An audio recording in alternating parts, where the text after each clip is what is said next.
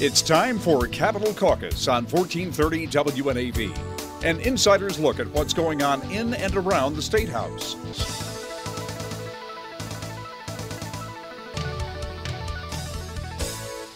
Mr. Kuchadkar, do you go by Raj? I do go by Raj. Raj is actually my nickname. My real name is Janardhan Vinoda Kuchadkar, but Raj is a lot easier. Well, give me some of your backstory and tell me how you became the new head of the West County Chamber, soon to be merged with the Baltimore-Washington corridor? Correct, but not soon to be. They're actually merged. It's official. It's official. Yeah, we are merged. We actually had our first board meeting last week, and we mashed the two boards together. But in terms of my background, my parents came here in the mid-'70s. They moved to the Bronx, and my dad, he's a pharmacist by trade. He worked at Duane Reade in the Empire State Building, and I was born a couple of years after their arrival. Soon, I would say maybe a year or so after I was born, my parents moved out to Long Island, and my dad opened up his own pharmacy, and I was there for through about middle school, and then my parents shipped me off to boarding school in Connecticut. Went to college in Minnesota, grad school in New York City, law school in D.C. After law school, I practiced several areas of law, but prior to my last job, I was working civil rights law and disability law. Ken Ullman got elected county executive in 2006 in Howard County, and at that time he appointed me deputy director of BRAC, Base Realignment and Closure. So we had all this military growth at Fort Meade, and it was impacting Howard County. And I always got, well, Raj, why do we have a BRAC office in Howard County? Fort Meade's in Anne Arundel County. I said, that's true. That's a lot of carryover, though. There is, yep. And so those borders don't mean much when you have 14,000 residents in Howard County that are working on that installation. Absolutely. They're getting on 32. They're getting on 175. Which need to be widened. Yes. Yes, and that's something I'm sure we'll be talking about. And so effectively, I was coordinating with the other departments in Howard County government, with the state, to make sure we had enough school capacity, enough road capacity, and really not only prepare for the impacts of BRAC growth, but also look at the opportunities. How can we connect our small and minority businesses to the contracting opportunities at Fort Meade? I always tell people. Vast. Yes, Fort Meade is actually one of the largest economic engines on the East Coast. And it's interesting because when people think of military installations, they think of people in fatigues, marching up and down, doing training, and the vast majority of the installation are civilian. At Fort Meade. At Fort Meade. Because of NSA and the Cyber Command. Yes, correct. Infos. And there's actually 118 different tenant agencies. If you name the federal department, they probably have a presence on Fort Meade. So Health and Human Services, Veterans Affairs, the Library of Congress has a book depository on Fort Meade. I didn't know that. So there's so much going on. Wow. Yes. So people always think cyber, and cyber is that's the main component, and it's a primary mission. But there's just so much going on in that installation. So just connecting the businesses to the opportunity so they can support the mission was something that I worked on. So I did that for about 7 years with Howard County government. When new administration came in, Alan Kittleman, he appointed me deputy director of planning and zoning for Howard County. So I did that for about 2 years. And then this opportunity arose, and I've been in this position for about a month and a half now. So that's my backstory. And you had to hit the ground running, didn't you? Yes. With big shoes to fill, because Claire Louder was the outgoing CEO of the West County Chamber. Correct. Now, was she officially out before the merge? So took place or in process. Yeah, so when Claire was the CEO of the chamber, there was a gentleman's agreement, more or less. So there was a handshake between the two chambers. The chair of the board of both the chambers had agreed on the merger, but the merger had not happen legally, and there was a lot of logistics we need to do. So when I came on board, I had to do legal due diligence, financial due diligence, our budgets. All right, these two chambers, they have budgets and their model's working, but what happens when we combine them? Is that model still going to work? So we went through all that, and we had our first board meeting last week, and we are now one one chamber. One chamber with no name. Except the new name, the new chamber. The new chamber, yeah. So now, does it encompass the largest number of businesses as far as the chambers now? So that's one of the most popular questions I get. I'm thinking it does. Yeah. So if we're certainly one of the larger chambers in the state. Now, we don't get audited as private nonprofits. Chambers don't report numbers to the state or to local jurisdictions. Are we not allowed to talk about it? But what I always tell folks is that we're somewhere between about 650 to 700 members and growing quite rapidly. And there are different levels of chambers. I mean, some areas have what we call the Main Street Chamber, where the mom and pop deli wants to connect with the mom and pop hardware store across the street, and they are a volunteer organization. Then you have chambers that are professionalized that might have 1 or 2 staff, and then you have chambers that have 7 or 8 staffers. So it really covers the spectrum in our state, but we're certainly one of the larger chambers now. And they vary on the amount of and the degree of programs and support resources and legislative advocacy. So it runs the gambit, really, doesn't it? Correct. And even what they're focused in on, some chambers are very keyed in on development and infrastructure and transportation. Other ones are just looking at government contracting. Other ones are just simply putting on mixers. They just want people to connect. They want to get the company that sells widgets with the company that buys widgets. So it's as simple as that. You're listening to Capitol Caucus on your hometown station. My guest today, Raj Kuchadkar from the West County New Chamber that is now a combined chamber, and it's big business in West County area of Anne Arundel. And we're glad you could join us for Capitol Caucus. You're listening to your hometown station, 1430 WNAV. My guest today is Raj Kuchadkar, and I've been trying to say that name. I don't want to make it an obstacle in our conversation. It has had me a little tongue-tied, though, I've got to tell you. And I'm glad that you just go by Raj. I'm just learning how to pronounce my last name, so I'll cut you some slack. Thanks so much. And again, thanks for joining me. I know that... How many hats are you wearing? Did you tell me 3 hats now? Effectively, I'm wearing 3 hats because we have the 2 chambers, and we're still keeping, in terms of the programs and the services, we're still keeping all of those in those 2 chambers. And I'm also working on merging everything, consolidating, coordinating everything. So 3 efforts in front of us. So we're not going to say it's the largest chamber combined with this new partnership in the state, but it's one of the larger ones, and certainly in Anne Arundel County it is.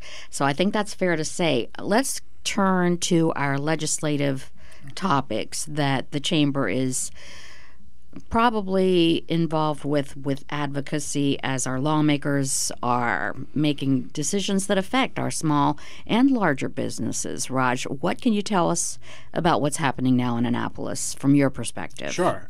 So the interesting thing for us is now with the merger, we are a regional chamber. So we're looking at western Anne Arundel County, eastern Howard County. We're looking at Laurel, northern Prince George's County. And I always tell people, that's the area of growth. And what's interesting is that when I moved to Howard County 18 years ago, I lived in Columbia, and it was growing. And then I moved out to Clarksville in western Howard County, and everyone's on 2 or 3 acres. We're surrounded by farms, and people didn't want growth, right? Yeah. And I came to Anne Arundel County, and it's been about a month and a half. And in the west and in the north, we're growing. But people always tell me, southern Anne Arundel County, they're not growing at the same pace as us. And so what's interesting is that we have a lot of synergy with eastern Howard County. We also have a lot of synergy with northern Prince George's County. So when we're looking at legislative advocacy, we're looking at that region. So one of the most important things is the operating budget. And most people know that it's been put out there, $17.1 billion, not chump change by any means. It's a 1.1% increase over last year. And we have $1 billion in cash reserves, which for us as the business community, that's always important. How much cash do you have? And I'll have to say this, after 10 years in government and a month and a half in the private sector, cash flow is important, right? We want to know, all right, when are we going to be able to cut that check? We need to pay our employees, make sure that we're providing the services that we've offered. So that those cash reserves are really important. But some of the things I want to highlight, just talking about the operating budget, if I can, is cyber. So cyber and technology, there's $12 million for biotech investment tax credits, and there's $2 million for cybersecurity investment. And tied in with that, there's $3 million for cybersecurity IT training. And being right next to Fort Meade, and Fort Meade is literally blocks away from our offices, there are a lot of open positions in cyber. I mean, we're approaching about 100,000 positions that need to be filled in this state. Now, does the hiring freeze affect security areas too that's just been implemented by the new administration? Yeah, so on the federal level, that's just been put into place. And in terms of the impact, we haven't analyzed it yet. I mean, obviously, when you consider Maryland, D.C., Virginia, huge impact. Huge impact. Now, what it means in relation to cyber, it remains to be seen. You know, one thing I can say is just in the last year or two, as the Department of Defense was having, budget stagnation, cyber was one of those areas that was growing. So the Department of Defense has really put a focus on cyber. So in terms of the freeze, I can't really say, how it's going to impact NSA, how it's going to impact Fort Meade, but I'm sure there is going to be an impact. To what degree, we don't know. I think anything to do with Homeland Security, though, it seems like it's still going to be priority funding from the perspective of those in leadership. Yes. I can't see how it cannot be. No, and I think with the new administration, too, that's been something that they've keyed in on, and I would imagine that they're going to be pushing a lot of resources that way. And, the other interesting thing that's kind of tied into this is the FBI headquarters, right? We are, pushing really hard and praying that that's going to come here to Maryland and to Prince George's. You think? Yeah, and Greenbelt is one of the areas that they're looking at, and it would be a huge plus for us in Western Anne Arundel County and throughout the county, because as I tell people, even just looking at Fort Meade, everyone doesn't live 5 minutes away from the installation. Now, I can tell you on Route 32, they sure do. There you go. There's close to 8,000 people that live in Carroll County that work at Fort Meade. Is that right? And that's why 32 is, can get congested during the rush hour traffic. And does. Okay. Yeah. In terms of operating budget, I think a lot of good things, as a chamber, a lot of great things that we've seen in the operating budget. And obviously, it's early in the session, so there's going to be, a lot of debating and back and forth, and how it ends up remains to be seen. But I think it's a good start. So. And how does the advocates, do you have like a legislative liaison specifically for the General Assembly session time? Do you present as yourself? How does that work? So the latter. Okay. You're talking to the liaison. Okay, all right. You're very well spoken, so I'm sure you represent. Yeah, you can say I'm CEO /president /lobbyist. We have a legislative committee. So the backbone of chambers are committees. So we have a small business committee, minority contracting committee, women's. Yeah, we got a women's executive committee. Very strong women's program over there. Yes, it's great. In fact, I think I was looking at your calendar. It looks busy, and women mean business. I really like just the title of that. Yeah, and they're a great group. And if, the thing about it is it closed out, so it was really popular, and they're really talking well about. Attended. Raj Kuchadkar from the West County Chamber, the new chamber. If a business is interested, they can just go to our website, westcountychamber.org, and they can certainly Google West County Chamber, or they can Google the Baltimore Washington Corridor Chamber. We're since we haven't completed the rebranding yet, we have two websites right now. Is there a business phone number at your office where someone might contact you if they have questions? So if any business or any individual wants to contact just questions about the chamber, they can reach me at 410-672-3422. That's 410-672-3422. Correct. You're listening to Capitol Caucus on your hometown station, 1430 WNAV. You're listening to Capital Caucus on your hometown station. Raj Kuchadkar is my guest from the West County Chamber. I was looking at your calendar. It looks busy, and women mean business. I really like just the title of that. And they're a great group talking about pay equity. And as a female executive, what are the barriers that you may encounter as you're growing your business? I mean, something as simple as getting financing.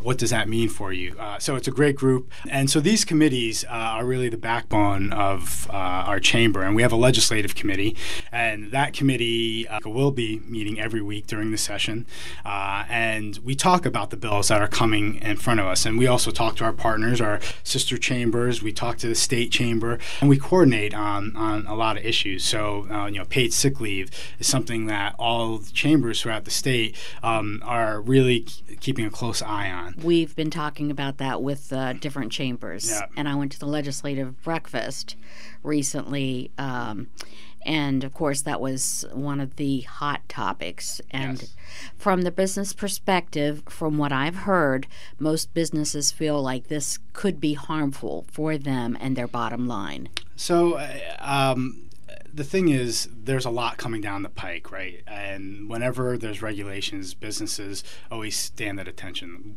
How is this going to impact me, especially if I'm a small business?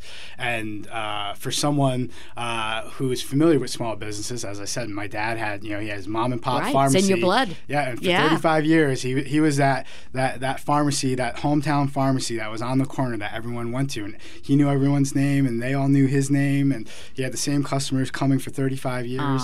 And he always paid attention to these things. But I will say with him, and I think with most successful business owners, their employees are number one, right? The number one asset, and they want to treat them well. They want to get the best people. So a lot of businesses are already providing sick leave. So that's one thing. For part-time even? Yeah. And some of them are doing it for part-time, but especially for the full-time folks, even small businesses, there are some that are doing it now. Obviously, with the legislation that's in front of us, it'll be mandated. And I think personally, I think the conversation is good. But what should be said is we're out front on this issue. I mean, I think right now there may be 5 states, give or take one, that actually have paid sick leave legislation. Several cities have it, and we've in the General Assembly, I think it's been about 5 years now that we've been debating this. And in last session, it went through the House, but didn't make it through the Senate.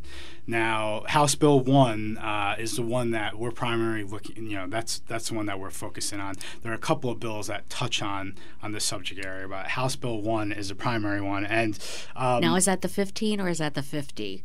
So that's the 15. Okay. So basically, House Bill 1 says if you're 15 or more employees, you get 1 hour for every 30 hours worked. Right. And they cap it at it's a max of 7 days that you can get per year. Yes. And if it's less than 15, you have to allow for unpaid time off.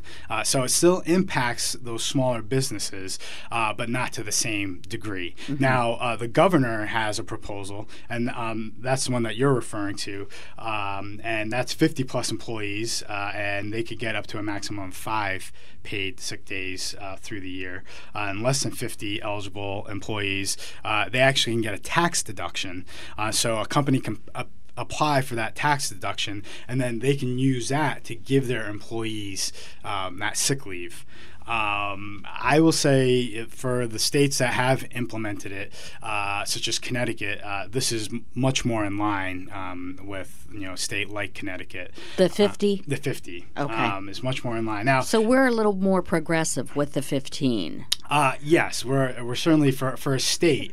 Now there are cities that you can look at, like San Francisco, that always progressive. Yes, very progressive. That take it to a different degree, but it's a balancing act. And if you ask me personally, and this is me speaking as Raj, not the chamber, I think there's a good chance something is going to pass, and we just need to look at what are the impacts on both sides. We look at the employees, we look at the businesses, because if you just generally ask an individual, hey, is providing sick leave a good thing? Yes. If I'm in a vacuum, well, nobody's going to say no to that because no. it just doesn't sound that good. No, and I think it's a good thing too. It's like curing world hunger, right? These are things that we want to work on, and those are it's everyone's best interest. But again, it's a balancing act. And what I tell people is, when you look at the businesses, we want to make sure that when we have mandates and we have these regulations, it's not leading to layoffs, reduction in hours, because as a business owner, you're always looking at, where is this going to impact me? And if I have to provide, sick time, and I'm providing pay here, and I'm barely making budget, and it's impacting cash flow, well, I might have to cut back on hours, right? And so that's still impacting the employees. So they're getting paid during those days that they're sick, but now they're working less hours. So then it becomes a wash. So those are, these equations. We need to kind of write out the equations and solve the problem. And I mentioned reduction of hours and layoffs, but there's also cuts to other benefits. There are other benefits employees are getting that aren't mandated that they're getting right now. So an employer might say, I don't have a choice. I have to give them this, but I have to take something else away. And then even outside of just the employee-employer relationship, there's a cost to the consumer, right? So nothing in the business and their HR department, nothing may change. Everything may stay the same, but that cost, that burden, may be too much for the business. So then on the consumer end, we're paying that price. So these are all things that I think people just need to take into consideration. But I'm actually happy that there's a healthy debate and that we have options, multiple options to discuss and choose from. Something that was pointed out to me, and you can speak to this, was that it could stifle possibly growth for small businesses that may be nearing that threshold number of 50 and consider ramping up their staff members, but because of something like this, it may be the determining factor that weighs on the other side of expansion. Yes, and it's a sheer numbers game sometimes, right? If I'm at that threshold, if I'm a person who has my small business, I'm a business owner, and I have 14 employees or I have 15 employees, I'm cognizant that's in my brain as I'm moving forward, and Absolutely. I might have, in terms of the growth potential might be there, but do I really want to pull a trigger? Because what are the implications here? And again, I think every successful business owner knows their most important asset is their employees.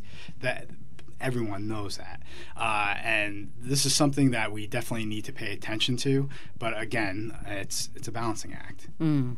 Something else that was mentioned to me that might kind of fly under the radar but be revisited is the mandate of payment for even salary employees if they cross that, again, a threshold number of hours worked, that they're not being compensated for, say, as an overtime type situation. Are you hearing anything about that? Now, there are we have a lot of bills that have been introduced, and I haven't reviewed a bill that touches on the subject. Well, this was coming from the federal government, I believe, and they've backed off of it. Was the ruling recently? You're talking about the court ruling, yeah. Yes. So it's that's under appeal right now. Right. And so another regulation that's potentially coming, but from a different regulation. Yes, from a different on the federal level, a different level of government, and so and that comes back to what I was saying when we first started the conversation, is that we need to be aware of the fact that there are a lot of regulations coming down. So this is something that's already been mandated, but the federal courts have just put a halt to it for now. And again, as it's appealed, it'll be re-reviewed. But then we also have minimum wage, and then on top of that, we have our discussion here, which is paid sick leave. So that's a lot that's happening in a year. Did you know that you were going to come into this incredibly hectic legislative position wearing many hats? On some level you had to know, but I mean, it does seem like there's just this everything coming at one time, observing. It's interesting, and it's just the way the cycle works, because as the economy improves and picks up, then there's a greater comfort level and looking at regulations and, how can we keep a check on X, Y, and Z? 6-7 years ago, I don't think people wanted to introduce these because the climate was so exactly. And so, as a chamber president, when that climate is ripe for certain things to pop up. And, I don't want to say it's a double-edged sword. Look, we want a strong economy because a strong economy makes a strong community. A strong community makes a strong economy. It's cyclical, right? We have this cycle of life, I like to call it. And it leads to a high quality of life. I mean, we have an amazing quality of life here in Western Anne Arundel County and throughout the state. We're really lucky. And, from my perspective, it starts with the business community. If we have a strong business climate, strong business community, it leads to a higher quality of life. And when the economy is good, I can understand the reasoning. Hey, you know what? This might be the right time to increase minimum wage, but it's certainly not going to do it when the economy is tough and businesses are struggling. Raj Kuchadkar from the West County Chamber, the new chamber. If a business is interested, they can just go to our website, westcountychamber.org, and they can certainly Google West County Chamber, or they can Google the Baltimore Washington Corridor Chamber. Since we haven't completed the rebranding yet, we have two websites right now. Is there a business phone number at your office Yes. where someone might contact you if they have questions? So if any business or any individual wants to contact just questions about the chamber, they can reach me at 410-672-3422. That's 410-672-3422. Correct.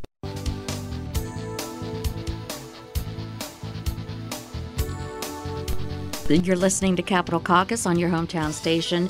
Raj Kuchadkar is my guest from the West County Chamber, the new CEO and president. Do you go by CEO and president? That's the title I was given. I usually just go by Raj, which actually means king.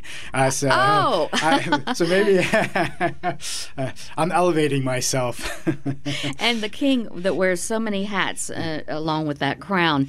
It's a busy time for chambers in the state of Maryland. It's a busy time as you're trying to combine, as you say, two chambers that's going to add up to possibly 600, maybe more small businesses. What do you feel like are the biggest concerns that you hear on a regular basis from the small businesses, whether it be growing their business or dealing with the many, many regulations? Are we a business-friendly environment?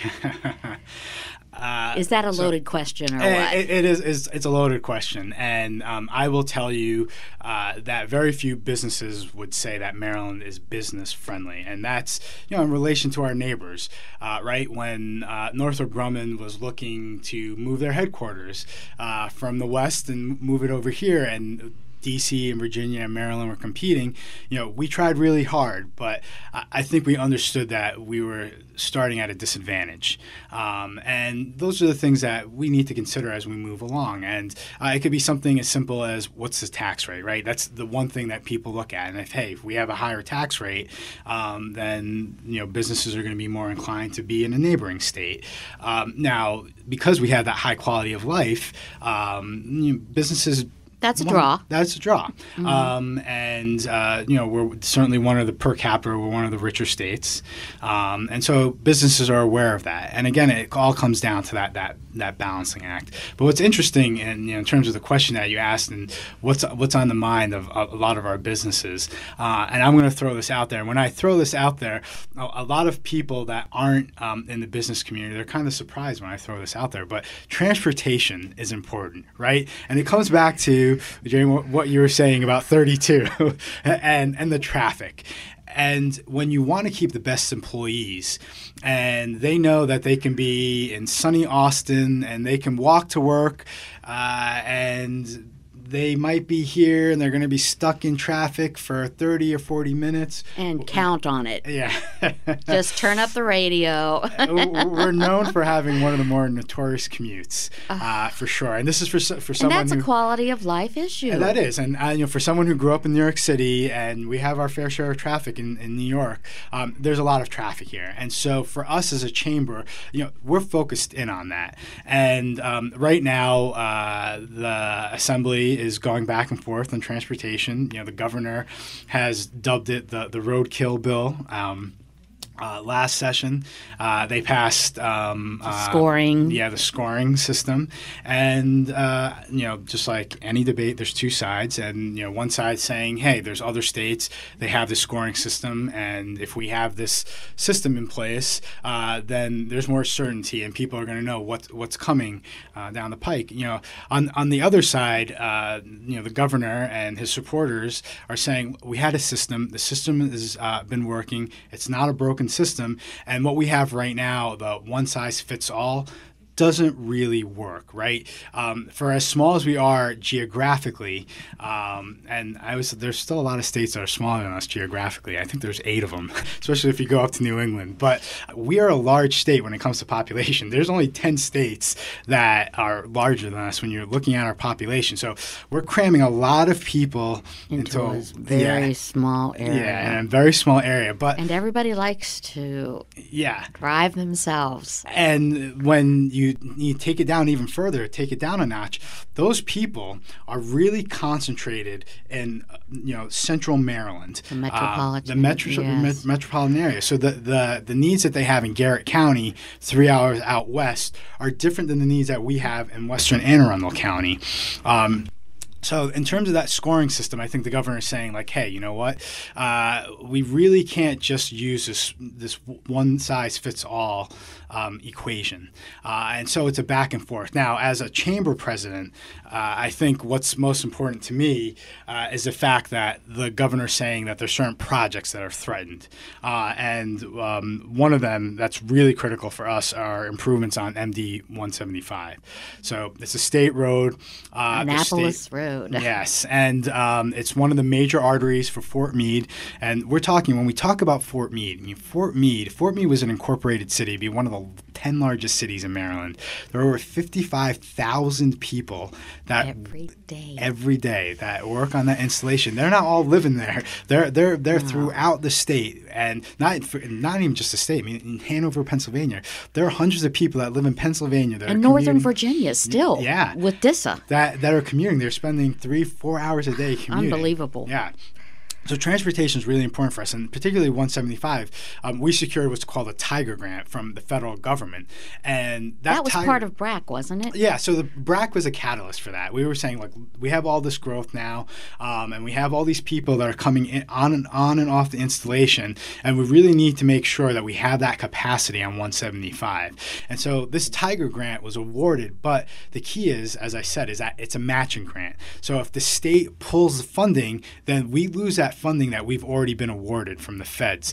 So it's a double whammy, and we don't want that to happen. So right now, we have a tug of war between the governor and the legislature, and we need to work through that.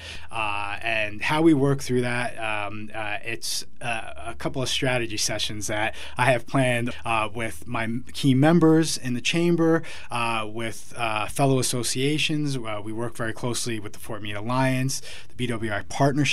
In fact, right after we're done with this discussion, I'm heading over to a meeting with them, and not only with them, but also with representatives from Fort Meade and representatives from NSA to talk about how do we make sure that these hard-fought funds for road improvements stay intact, because it's one thing to get those funds. I mean, in addition to things that are already funded, this has been years in the making. Yes, and there's an awful lot of equipment over there on 175. Yes, there are. I mean, that heavy equipment that's up and down, and all those cones and Jersey barriers, and it would be a shame if they just sat there for several more months or years. It seems like they've been there for years now. Yeah, it's been going on for someone who's been working on BRAC for almost a decade. It's been a long time in the making, and we're getting there. Now we just need to make sure that we keep the course. And so, what does an audience member who's listening need to do to help make sure that these important issues become reality for those people who are trying to get in and out just to go to work? Yeah. So my board wants me to tell you that they should join the chamber, but there's a lot they can do on top of becoming a member of a chamber. And I think one of the key things is just being aware of what is happening, whether it's watching the nightly local news, reading the newspaper, yes, and listening to WNAV. I think those are the key things. And quite honestly, because once you have that intel, once you have that knowledge, then you can go to the assembly and you can go testify. You can go right to your legislator. You can talk to your senator. You can talk to your delegate. And I think that's the key. Coming to something like this, when you invited me to come talk to you, I jumped at this opportunity because reaching all these people. It's one thing when I can send an email to my members, and that's all well and good. And I'm hitting a few hundred businesses, but talking to you, it's that domino effect, right? Well, we have those listeners, and if there's 1,000 listeners, they talk to 2,000 people, and those 2,000 people, they talk to 4,000 people, and then we can go and all work together because we're a lot more powerful than just one chamber if we're all working on these issues. And transportation, and transportation is more than just roads, right? We're looking at mass transit. These are all key things that we're looking at, and making sure we're increasing capacity on MARC. And so when we're talking about things like the Purple Line and things like that, they're all part of the equation. Even the maglev, right? Oh, wow. Now we're really reaching far out there. Yeah. So what is the best case scenario for outcomes during this legislative session from the business community perspective? In terms of outcomes, we've talked about the paid sick is important. I think the roads are important. It's just making sure that we're balancing things again. So all those regulations that are coming up, and I don't have off the top of my head, but I think there's close to, or there may be over 200 bills that have been filed when you look at the House of Delegates and you look at the Senate. And a lot of them are impacting businesses. And quite honestly, we're session just started. And my legislative committee, we're going to be working through all these bills, and there are bills that we want to go through that I think are going to be great that people aren't aware of. And one thing I think that has a lot of potential, and we're still analyzing it, is employment of ex-offenders. So we have felons, and they're trying to change the regulations so that their previous record is not impacting their future employment. Yeah, well, and it's in the way that they're doing that is not, people think of expungements and things like that, and here it's on the business end. So what the bill is saying is we're going to protect the businesses that hire a felon. So a lot of times, if a business might hire 100 felons, and one may get in a car accident and due to DWI. I don't know that, for example.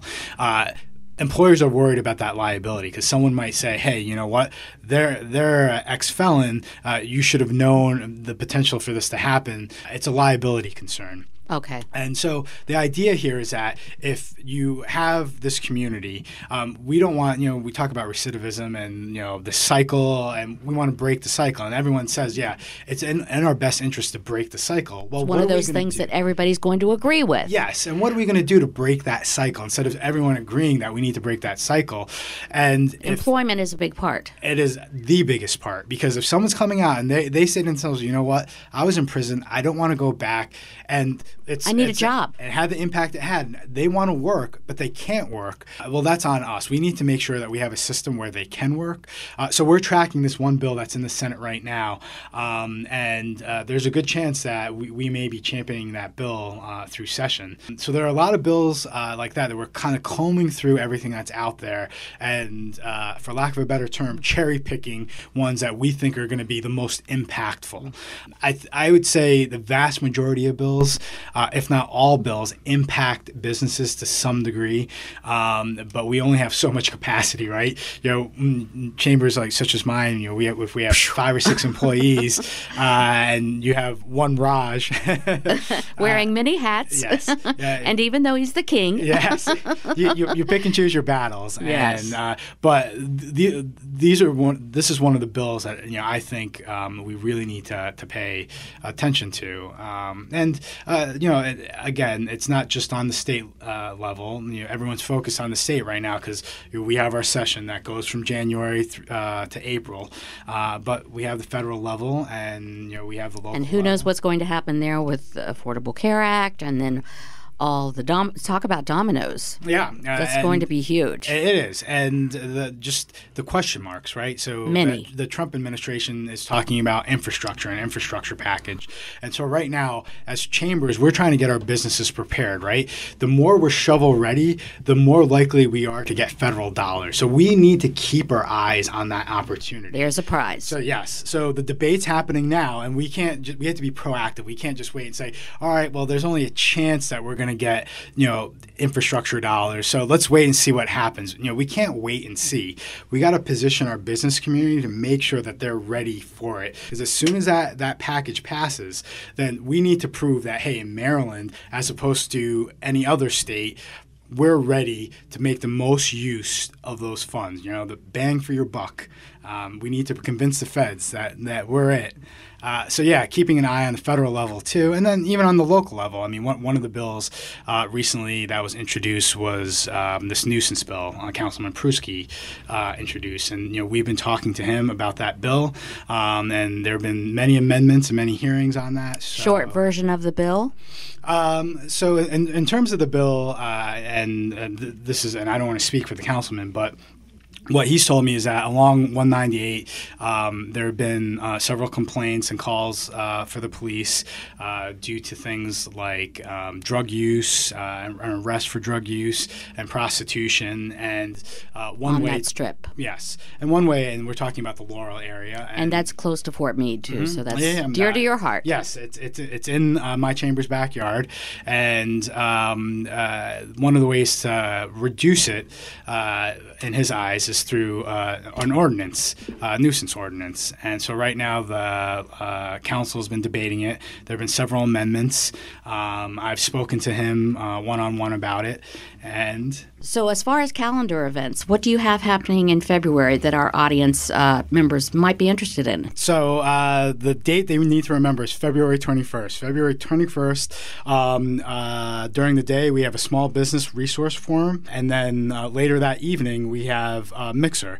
And we do mixers every month. And it's just an opportunity for us to get those widget sellers with the widget buyers and connect businesses. It's all about creating a business ecosystem.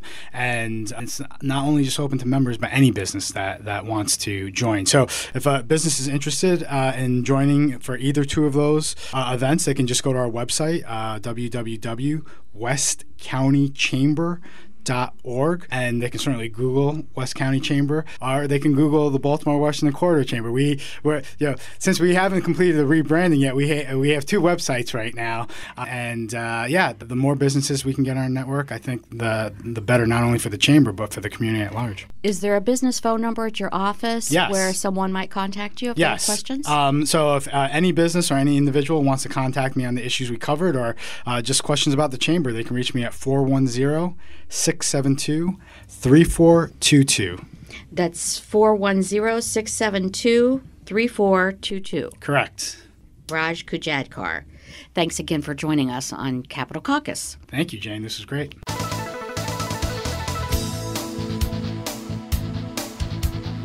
You've been listening to Capitol Caucus on 1430 WNAV.